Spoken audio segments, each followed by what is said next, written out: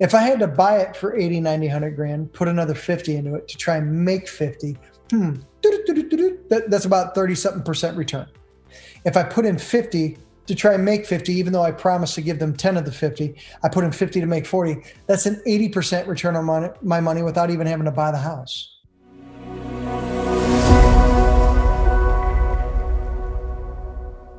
Another thing you taught that I think is interesting because, after the last, I don't know, I've been investing for like 15, 16 years. I've seen the strategies change, they go away, and then they come back, and then they change and they go away and they come back. And the multiple offer strategy is something that I think is very smart, especially right now when people are in a little bit of a mix of a situation of a seller's market and a buyer's market. It's kind of an interesting time, but I think that that's a great thing that I don't hear enough about that you were still implementing with your students. Yeah, you mean just like different ways to skin the cat and do the deal? Yeah. Yeah. So I taught you just in the Seller Waltz, we market people's homes for free. That's a value to a homeowner, whether we buy their house or not, right? That's one technique where we make money out of thin air. Some of the other things that we do in the Seller Waltz, we tell them, like I'll just go into a partnership technique, right? It's just one of the 10 techniques that we teach. And by the way, when we're talking to a homeowner about finding a way to be a solution in these different techniques that you kind of alluded to, and I'm going to teach everybody here one of them. What I want you to understand is this: the way that we deliver it to a homeowner, there's several different ways you could say the same thing, right? The way that we say it, that's why we call it somebody else coined the phrase the seller waltz. Like, dude, this is the most polite waltz I've ever heard in my life. So I said, okay, yeah, seller waltz. Meaning this. You could say, hey, let's partner on this deal, or hey, do some owner financing. Have you ever heard of subject to, and all these different things that you could say and do, right? But there's an eloquent way to deliver it. So in the Seller Waltz, one of the things that we do, it's one of my favorite techniques to figure out how motivated they are and if there's a different way that they want to work with us to do a deal, is I'll just talk about deal partnering. So we tell them, hey, look, you're at 100, we're closer to 80. I'm going to talk to my boss. I'm not sure where he's going to end up at. I think we'll be at 80. So another way that we could potentially work together, and my boss might give you the 100 that you're looking for. Now I'm going right back up to what they want, which is really hard to turn down, right? It's a technique, right? I say is that we could partner together. And they're like, so I'm willing to bet that my boss might go ahead and do the 100 grand that you want if we partner together on it. And they're like, oh, well, okay, well, if you're interested, well, I might be interested. What does that mean? Well, what we would do is this: look, I don't think that I would be here if you had the roughly 50 grand that I think it might take to fix this house up and sell it retail. Otherwise, if you had, I'm sure I wouldn't be here. And they're like, yeah. So we may be willing to partner with you and come in with the money to fix it. Okay. Meaning we'll write a contract to buy it and you get the first 100 grand, just like you wanted. We'll come in with 50 grand to fix it, to try and sell it for 200 grand. So you get 100, we put 50, 150 to sell it for 200 grand, potentially make 50 grand. My boss might even be willing to give you 20% of the profitability on the back end. You get your 100, we get our 50 back.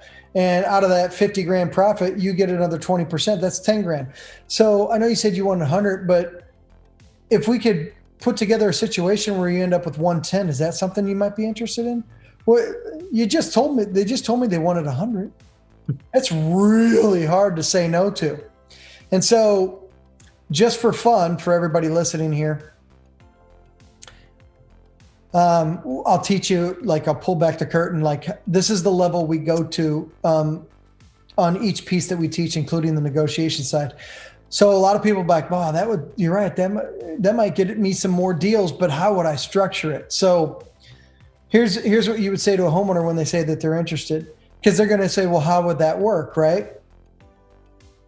What you tell them is this: you say, well, we would come in, put the money in to fix it up, and then we put it on the market and sell it. And we sign an agreement. Like we said, you get the first 100, and we'll even sign an agreement that says you get 20% of the profit.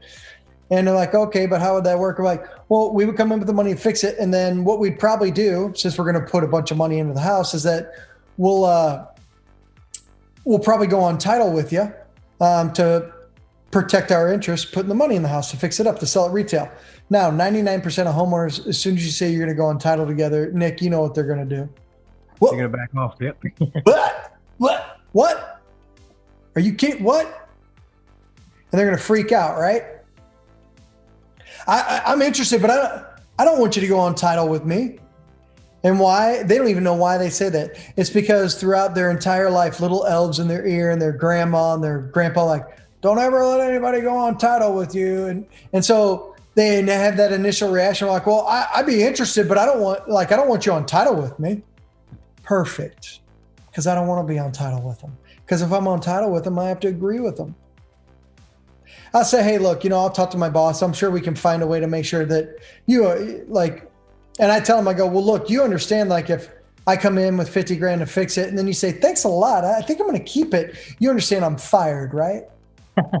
You understand I'm homeless. I might even ask you if I can rent one of your rooms. And they laugh and they're like, yeah, well, I don't want you on title. I'm like, here, I'll talk to my boss. I'm sure that I'll talk to them. There's different things that they do and see what we can figure out.